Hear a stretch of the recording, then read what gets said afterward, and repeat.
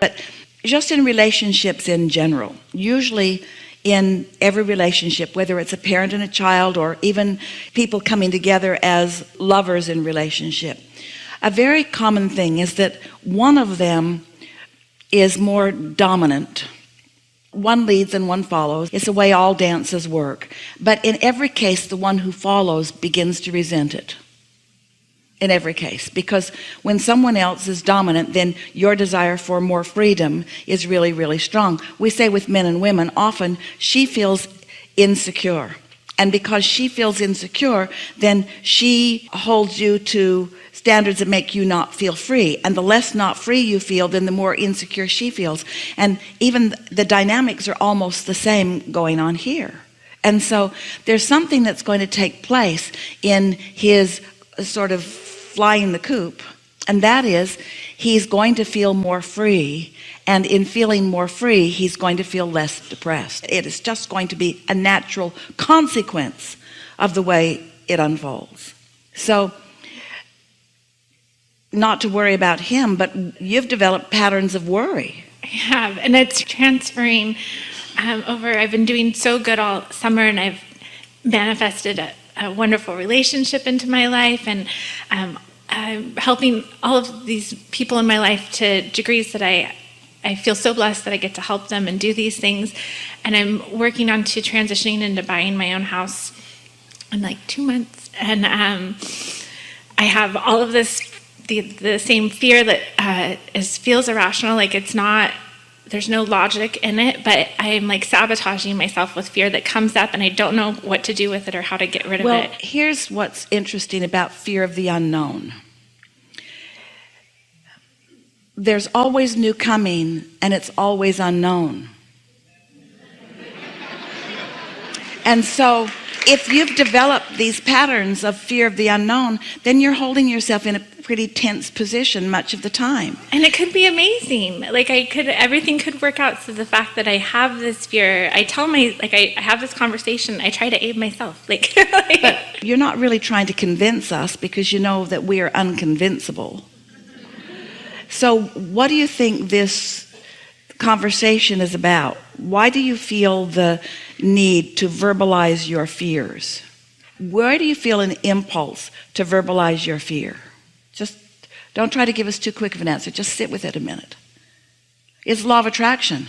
Law of attraction is the reason for that impulse, because you get it going, you get it going, you get it going, you get it going, you get it going, then you're just like a broken record. And so here you are, you know for sure that we're going to tell you that all is well, and you've heard it over and over again. You know what we're going to say. We say the same thing to everyone about everything. In other words, you're not going to be the one exception in all of the universe that we're suddenly going to say, oh, you're different, you get to be irrational in your fears, and it's going to work out just fine anyway. That's not how it's going to be. And so you know for sure, you know by what you've heard from us, you know for sure that when you get up here and complain about stuff, that we're going to climb your tree. You know we're not going to let you get away with it for one moment, and still you do it. That's irrational. But why? Why do you do it? Because I can't not do it, Abraham. I can't not do it. I can't not do it. Why not? Because momentum has it going. Well, how did momentum get going? Because I've been doing it. So Abraham, are you saying because I've been doing it, I can't stop doing it? Yep, that's pretty much the message. Well, then what do? Well, a lobotomy is recommended. You got to do something. So what do? If you've been thinking thoughts and it produces more thoughts and produces more thoughts, how do you stop doing that? Well, for one thing, life keeps causing you to ask for more. In other words, the stakes get higher and higher. Your desire becomes more and more. It goes like this. If you've sifted through contrast and you ask for something and you don't line up with it, don't worry, it will get bigger, because the contrast will get bigger and you'll ask stronger. So now you've asked stronger. Now you've got someone you care very much about. That's a strong desire. So now you're asking stronger, but you're still not lining up with it. So what happens? You ask stronger, and you're still not lining up with it. So what happens? You ask stronger. This is just the way that it works, until eventually there becomes a big enough asking that sometimes you can let go of your beliefs and your asking can dominate. But that's the hard way to go about life. Esther has a friend who moved to a ranch in Colorado some years ago. And the ranch was big and right on the edge of a national forest. And in the national forest are lions and tigers and bears. oh my. All kinds of scary stuff out there in that national forest. And her friend said to Esther, there are so many things to be afraid of, I've had to give some of them up.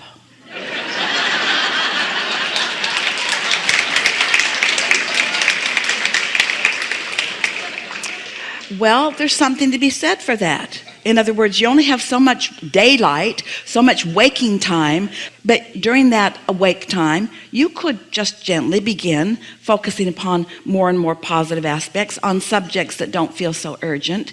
And don't beat up on yourself for law of attraction carrying you down the rabbit hole on the subjects that you've already got momentum. That's a sort of natural thing. But just accept that your thoughts are generating more thoughts, Do you know, you only have to think a thought for 16, 17, 16, 17, 16, 17, 16, 16-ish, 16 seconds before another thought like it joins it. That's how fast the response of law of attraction is.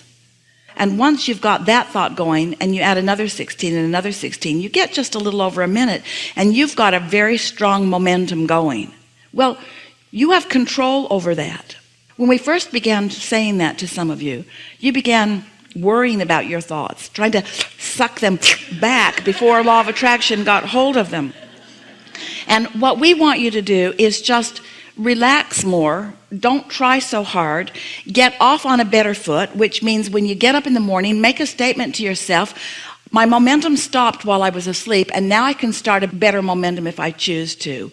And when you hear yourself repeating that same story that's so easy for you to repeat, next time you do it, it's going to sound a little off to you because we've shined a spotlight on its offness. You do not need to keep repeating the things that are not pleasing to you. See if we can shake you up just a little bit, all of you. It's like you think that there's a giant mother in the sky that if you complain enough, she will grant you a better hand. And being a mother that's been trying to do that all along.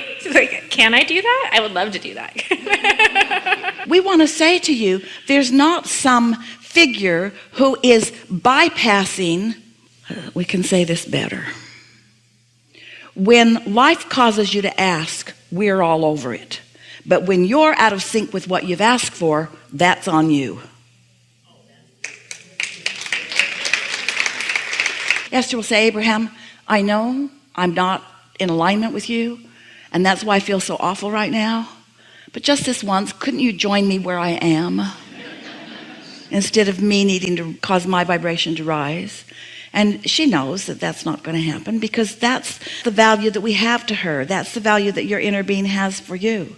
You've just got to find some way to set your tuner on the same frequency that your inner being is offering. So your inner being offers love, you offer worry. Your inner being offers love, you offer trepidation. Your inner being offers love. In other words, you've got to find the match.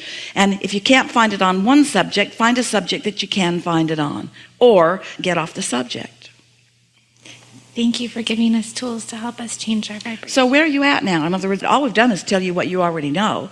And nothing's really shifted that much except that we've told you what you already know. So what's going to be different for you now? Tell us something that you feel about your son going off. Tell us something right here and right now that feels good when you say it. That I know that the freedom that he's gaining is going to build momentum for him. Okay, now you can make it less complicated. He's going to feel great in his freedom. In his freedom, and that's He's just going to good. feel really good in his freedom. Now sit with that for a minute. He's going to feel really good in his freedom. And then does any aftermath to that come to you? In other words, he's going to feel really good in his freedom. Now we know that feels good to you. Does it stay feeling good or is it wavering already? It feels good. Because, you know, I feel like I can build it's off. you he's getting free of. You do know that. That's okay. You do know that. Better said, it's you and the way you usually think about him that he's freeing himself of. He's not freeing himself of your love, not ever, or of your appreciation, or really of your expectation for him to thrive. He's being freed of your nagging and your worrying. He's being freed of the parts that bother you too. Wouldn't you like to free yourself? Yeah, and I So he's going to run away from you. What are you going to do with you?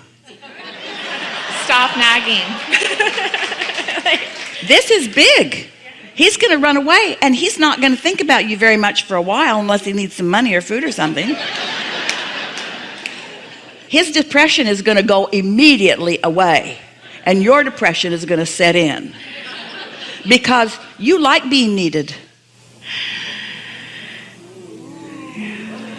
You do too. You like being needed, and what you want for your children is that they don't need you because they've got their inner being. Yes. And what you want for yourself, you're not needy either because you've got your inner being, but you got to sync up with it, you see. And so, that's a lot to contemplate, but it isn't anything that you don't already know. But it's different patterns of thought. So we sowed some powerful seeds there. In other words, we got them right out of your vortex. We didn't tell you anything that you haven't been asking about. This is not something that we just made up and thought you might like. This is things you've been asking about that we've delivered to you in a very straightforward fashion. And so it's true of so many people who care about so many people. There's something that you picked up along your physical trail that's really distorted. It's a flawed premise. And it goes like this. It's a human tendency, flawed.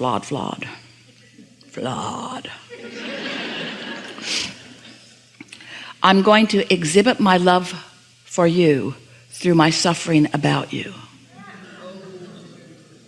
And the thing that's so screwy about that is that when there's suffering, there's no vibrational equivalency to love. So the very thing that you mean to give to them through your struggle and suffering, you don't have access to because your vacuum's not plugged in. You kind of have to get it straight in your mind. When do you have something to give your child or your friend or anybody? When you're feeling at your best.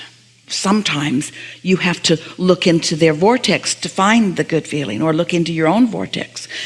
Often you can't look at the reality that's currently in existence to find it, but you have to want to find it so much. That's that emotional thing that you were talking about. You have to want to find it so much that you find it in spite of what's going on. I want satisfaction so much, I'm going to tune myself to it. And after a little while, you'll just get used to feeling good, no matter what the subject that you are focused upon is. So now where are you? You heard all of that, didn't you? So now pretend like you just walked up the steps and you sat down and you want to talk to us about your, who is it? My son. And what's going on with him? He's turning 18. It's really exciting. He's starting a new phase in life. I'm really excited. It's a whole different person than she was describing earlier. It's a whole different person. It's a whole different person. And all that other stuff that has been or even is totally irrelevant. And I'm excited for both of us for what this is going to look like for the path that we're both doing. Really good. Really good. Yeah.